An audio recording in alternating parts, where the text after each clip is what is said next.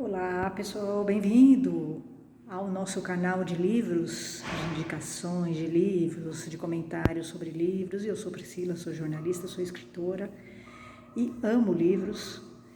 E nesse canal a gente vai falar agora, nesse momento, nós vamos falar de livros, sempre de livros novos. Eu vou comentar com vocês, fazer apresentações, fazer comentários e também indicar livros legais que eu gostei de ler e que são mais do que necessários, né? Então hoje a gente vai falar de um livro que é o meu livro, tá?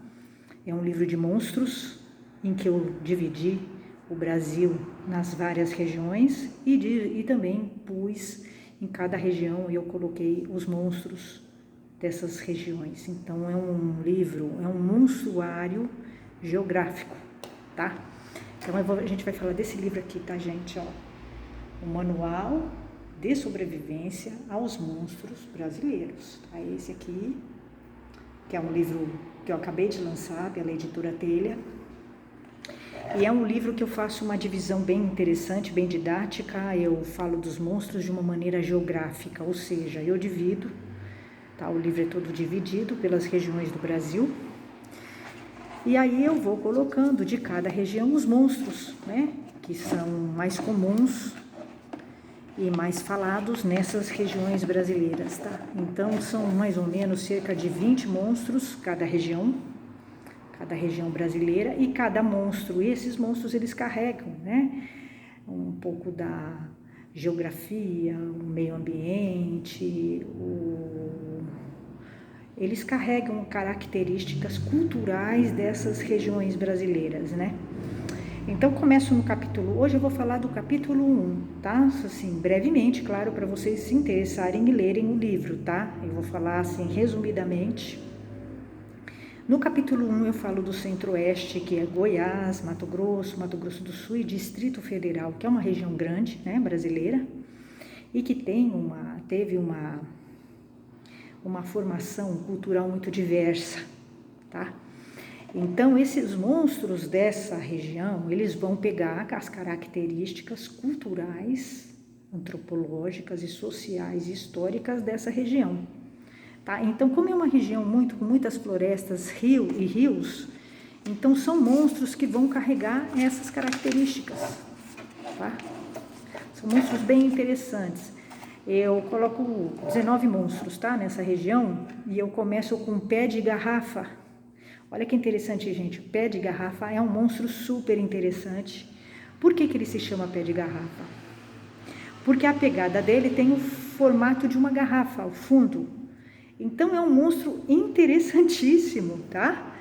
E ele é dessa região, né? Mato Grosso, vai até o Piauí, depois no Maranhão, e ele vai para outras regiões brasileiras, tá? O pé de garrafa, ele é visto e muito falado nessa região central, mas ele também aparece em algumas partes de Minas Gerais, no Maranhão, e ele é todo peludo, né? Ele é a característica, a aparência desse monstro é muito curiosa, né? Ele é um homem pequeno, peludo, e aí e ele tem um pé que parece uma garrafa fundo. A pegada dele quando ele anda, por isso que ele se chama pé de garrafa, porque quando ele anda, ele deixa pegadas de um fundo de uma garrafa, tá? É muito interessante esse monstro, né? Ele vai aparecer, ele costuma rodear as casas, né? Ele tem um comportamento muito interessante, muito curioso. Ele assusta só, tá? Não é um monstro perigoso, né? Porque aqui no livro eu vou colocando, né, a periculosidade do monstro, de cada monstro, tá?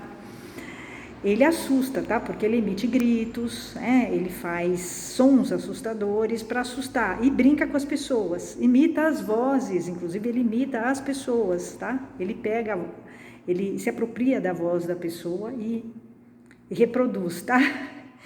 Então é muito interessante. Então você vai se deparar na região centro, né? A gente vai se deparar com monstros muito interessantes, por exemplo. Depois eu vou falar do arranca-língua. Arranca-língua é um macacão de 10 metros de altura. Ele é da região de Goiás, tá? E ele vive nas florestas. né? Então ele ataca rebanhos de bovinos, vacas, né? Então E por que ele tem esse nome, arranca a língua? Arranca a língua, porque ele arranca a língua das presas, tá? Ele só deixa os corpos, ele deixa os corpos intactos e arranca a língua. Então a gente vai falar aqui nesse capítulo de outros monstros, tá? A árvore do homem morto, o João do mato, a cobra encantada, o quilaino. Cobra encantada porque essa região tem muitos rios. Então você vai encontrar, aliás, como em outras regiões brasileiras, você vai encontrar assombrações e monstros que são cobras, né? Cobras encantadas, cobra de 2 cabeças, né? E aí se ela tem uma aparência de serpente e ela é uma guardiã dos rios. Isso que é muito interessante, né? Porque os monstros, eles não são... quando você fala monstro, a imagem que você tem, que você pensa, nossa, eles são do mal. Não é. Existem monstros que são guardiões da natureza. Então, eles têm uma função ecológica e sustentável, né? Então, os monstros são sustentáveis também. Você vai vendo, lendo o livro, e enquanto eu fui fazendo a pesquisa, você vai vendo, por exemplo, o quilaino. O quilaino é um duende. Ele é o guardião das florestas, né? Ele é visto, ele é do Mato Grosso e ele é avistado nas florestas. Ele assusta os caçadores de animais. Então, vocês veem que o monstro, ele realmente não é, nem sim, a gente tem uma imagem negativa do monstro, mas ele não é negativo. Muitas vezes ele faz a função do guardião, do educador, tá? Então aí você vai, aqui eu vou falar, né, do cabra cabriola, monte cabelo, rabandu. Rabandu é muito legal, muito interessante. A bruxa, né, as bruxas são vistas em várias partes do Brasil, tá? E no centro-oeste também, tá? Papa-figo, bicho-homem. Então você vai ver muitos monstros aqui, alma penada, né, anta-cachorro. Essa região tem muitas florestas, né? Essa região do centro. Então, você vai ver muitos monstros que são uma mistura de um animal com outro. Super interessante isso, sabe? É um hibridismo. Então, por exemplo, a anta-cachorro é um monstro que ele é metade anta e metade cachorro. Olha que louco, né? E ele também tem uma forma de onça e as mãos em cascos. Então, é muito interessante, né? Como você vai descobrindo que existe uma diversidade no monstruário brasileiro, né? Mãe de ouro, cobra que mama, zumbis, familiar é um diabinho, né? Familiar é um diabinho, também você vai encontrar em várias partes do Brasil esse monstro, tá? Essa assombração, né? E ele fica dentro de uma garrafa, tá? E as pessoas relatam que vem esse monstrinho, esse monstro, que ele é tipo um diabinho, né? Ele é pequeno, nas estradas. Por último, a gente vai falar, né, do porca dos 7 leitões, que é uma porca com 7 leitões que vaga pelas estradas e cidades. Ele só assusta, né? É muito visto em florestas. Bom, o livro, gente, eu faço ilustrações, tá? Eu que ilustrei. Eu vou mostrar.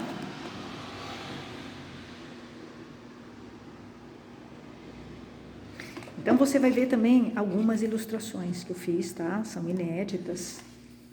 Aqui, o papa-figo. Olha o papa-figo. O bicho-homem e o papa-figo do lado. Então, assim, eu fiz as ilustrações também, que foi muito prazeroso fazer. Aqui, ó, quilaino. Olha aqui. A cobra encantada. Então, é um livro muito interessante. Por quê? Porque você une folclore, cultura popular, a cultura brasileira, antropologia, história, identidade cultural com a parte geográfica. Então, é muito interessante você entender a geografia do Brasil por meio dos seus monstros. É muito interessante, né? Então, foi muito divertido fazer. E eu vou falar um pouquinho. Cada programa eu vou falar de uma região e falar de um monstro. Bom, qual monstro eu acho mais interessante? Olha, na região central, qual o monstro que eu achei mais curioso? No centro-oeste, o pé de garrafa me chamou bastante atenção, tá? O arranca-língua, tem alguns monstros que me chamaram bastante atenção, sim, tá? O cabra-cabriola, né? Que tem dentes afiadíssimos, agudos, e ele só assusta, né? Eu gostei muito dos monstros educativos, né? Sustentáveis, do meio ambiente, guardiões do meio ambiente, né? O quilaino, cobra encantada, né? Eu gosto bastante a anta cachorro, eu gosto bastante, né, desses animais que são um hibridismo, uma mistura de dois animais, né? Eu acho muito interessante. E a anta cachorro, ela tem o quê? Ela assusta, ela ataca as onças, outras onças e os caçadores, né? Então, é muito interessante, né? E as histórias também, tá? Desses bichos, tá? Então, assim, são monstros muito interessantes, tá? É isso, gente. Até mais.